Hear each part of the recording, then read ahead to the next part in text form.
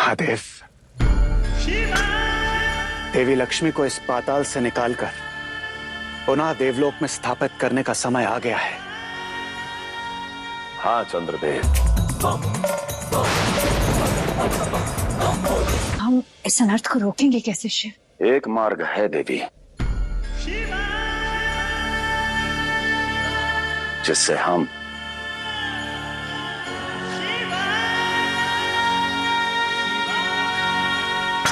नहीं, आप उसे रोक सकती हैं। मैं? जिस कवच को कोई नहीं भेद सकता, उसे बिना भेदे उस नरकासुर के आतंक का अंत मैं कैसे कर सकती हूँ? उचित कहा आपने।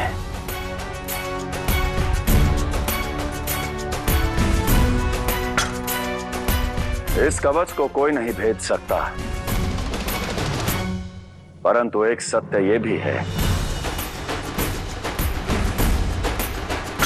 ये एक माता को भी कोई नहीं रोक सकता। देवी इस जगत की जननी है, सोच कर देखिए। क्या आप वहां उपस्थित नहीं?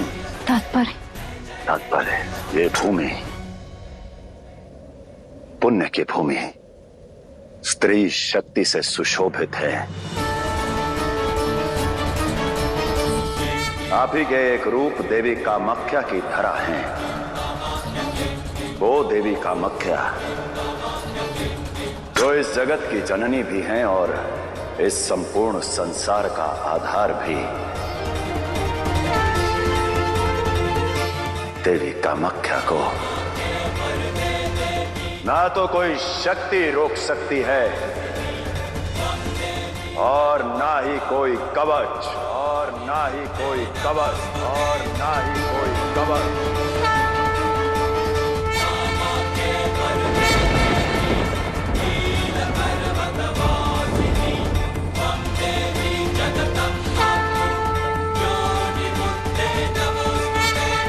देवी, आप ध्यान में लीन हो जाइए। देवी कामाख्या का आवाहन कीजिए। स्वयं की इच्छा शक्ति को जागृत कीजिए, क्योंकि इच्छा शक्ति से बड़ा बल और कुछ नहीं।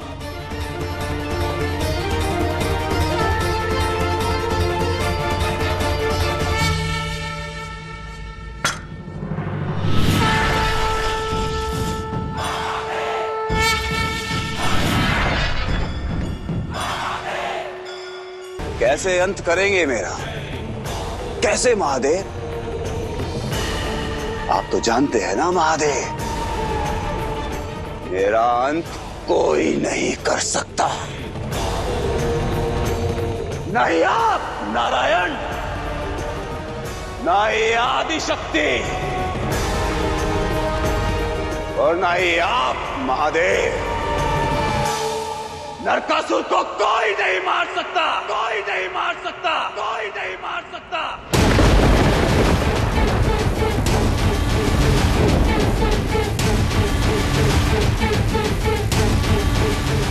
मेरा अंत केवल मेरी माता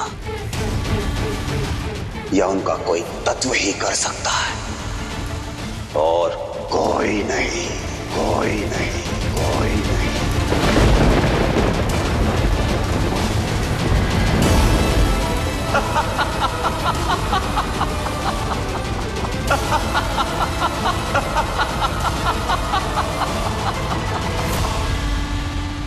तुम्हारा अंत मैं करूंगी नरकासुर, क्योंकि तुम एक बहुत बड़ा सत्य भूल रहे हो।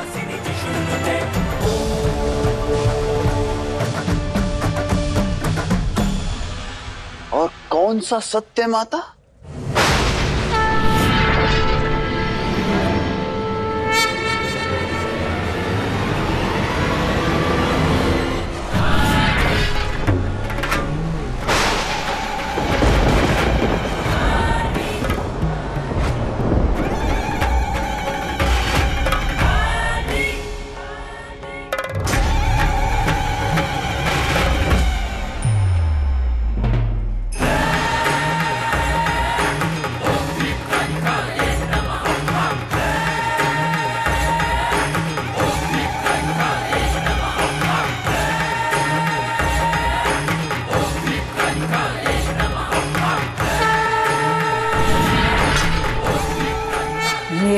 ऐसा रूप भी है जो किसी नियम, किसी वरदान का पालन नहीं करता, पालन नहीं करता, पालन नहीं करता।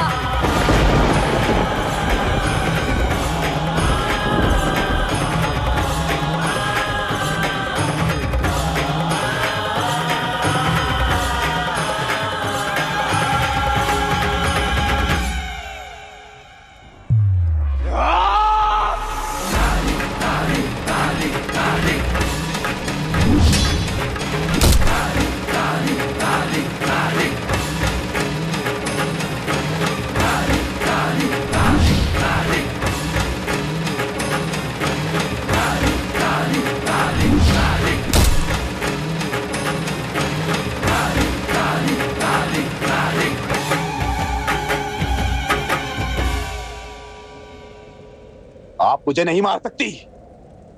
मुझे वरदान प्राप्त है।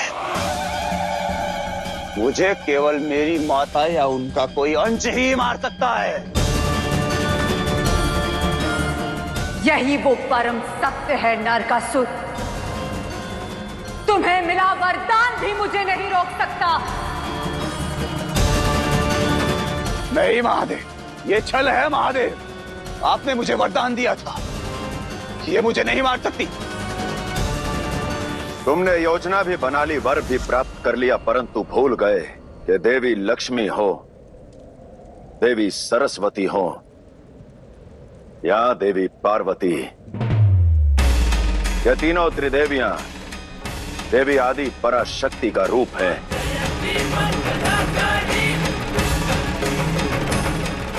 और देवी महाकाली का ये रूप आदि पराशक्ति का स्वरूप है। अर्थात मेरे भीतर तुम्हारी माता का अंश है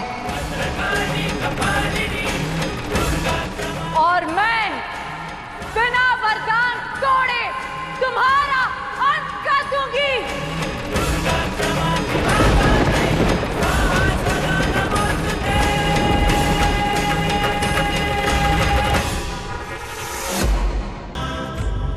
कहो नरकासुर, क्या वरदान चाहते हो?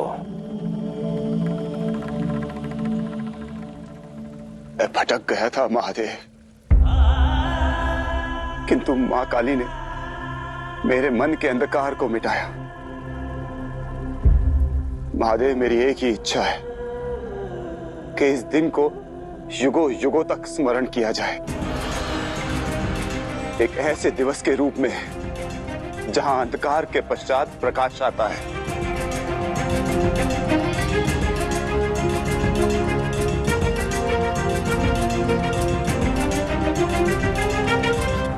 आज का दिन ये समस्त संसार नरकासुर के नाम से स्मरण रखेगा।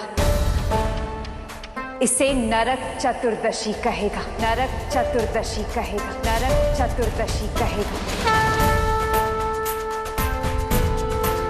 और ये मेरा आशीर्वाद है।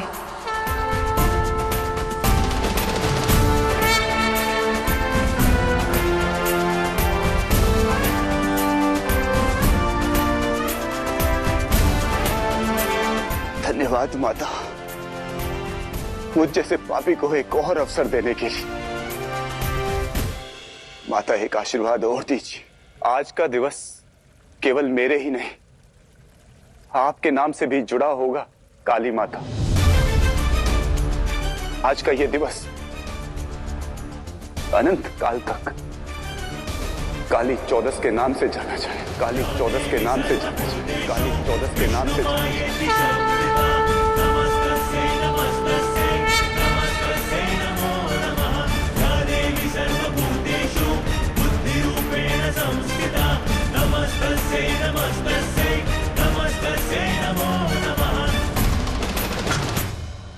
तथास्तु।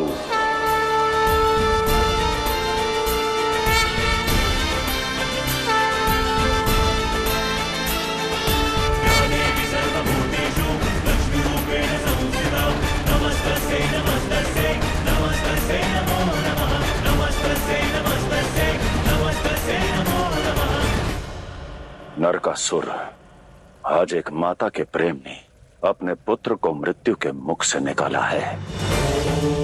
इसलिए सदैव स्मरण रखना कि तुम्हारा ये जीवन उधार का है,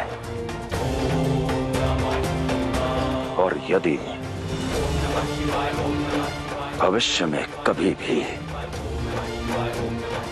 केवल अपनी कामना के कारण तुमने कोई भी भूल क्यों ना की, तब देवी महाकाली नहीं,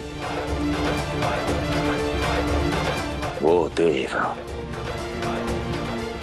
जिनको तुमने अपने कुकर्मों से सबसे अधिक क्रोधित किया है,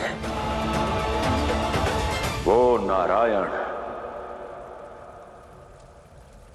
स्वयं अवतरित होंगे और देवी लक्ष्मी के साथ अपने ही अंश को ध्वस्त कर देंगे।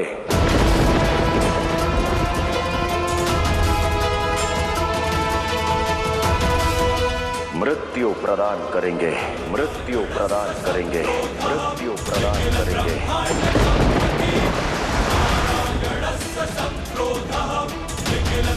और स्मरण रखना, तब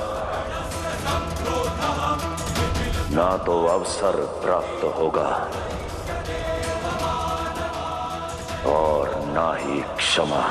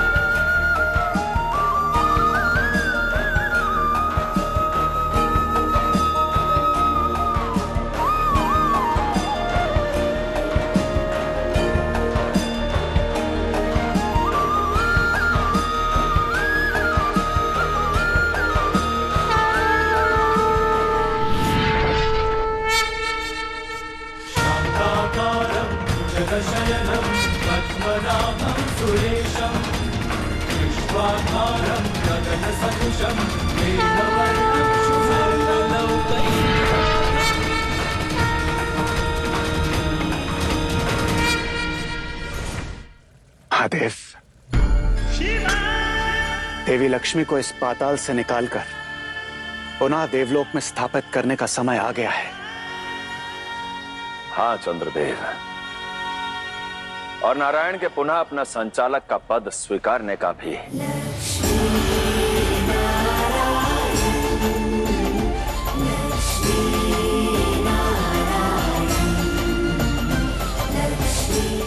अपनी श्री को पाकर